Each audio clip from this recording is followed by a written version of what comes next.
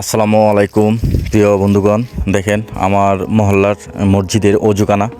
তো এটা অনেকটা বেশি ময়লা হয়ে গেছে। তো ভাবলাম যে এটা তো আসলে সবারই দায়িত্ব, তো আমার দায়িত্ববোধ থেকে এটা আসলে করা, যে এটা পরিষ্কার করে দিই। অনেকটাই ময়লা হয়ে গেছে। তো আমার এই কাজ দেখে, পরিষ্কার দেখে এলাকার ছোটো ভাই বাদার ওনারাও চলে আসলো, আমার সাথে লেগে গেলো কাজে। তা আসলে ভালো কাজে আসলেই সহযোগিতা পাওয়া যায়, এটাই বাস্তব।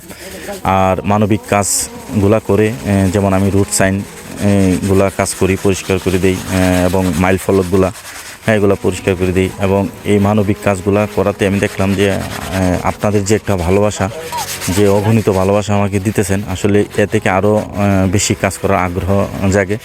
তো এইভাবে সবসময় ইনশাল্লাহ ভালোবাসা দিয়ে যাবেন। যদি এইভাবে ভালোবাসা দিয়ে যান তাহলে আরও সামনে অনেক দূরে এগিয়ে যাব এবং মানুষের পাশে দাঁড়ানোর চেষ্টা করব। আর কথা হলো, বড় কথা হলো যে মানবিক কাজগুলা করে আমি মানসিক শান্তি পাই। আপনিও কাজ করে দেখবেন, মানবিক কাজগুলা করে দেখবেন, আপনি মানসিক শান্তি পাবেন। এবং এভাবে সবসময় ভালোবাসা দিয়ে যাবেন, সামনে আরও যেন ভালো ভালো কাজ করতে পারি। ধন্যবাদ সবাইকে।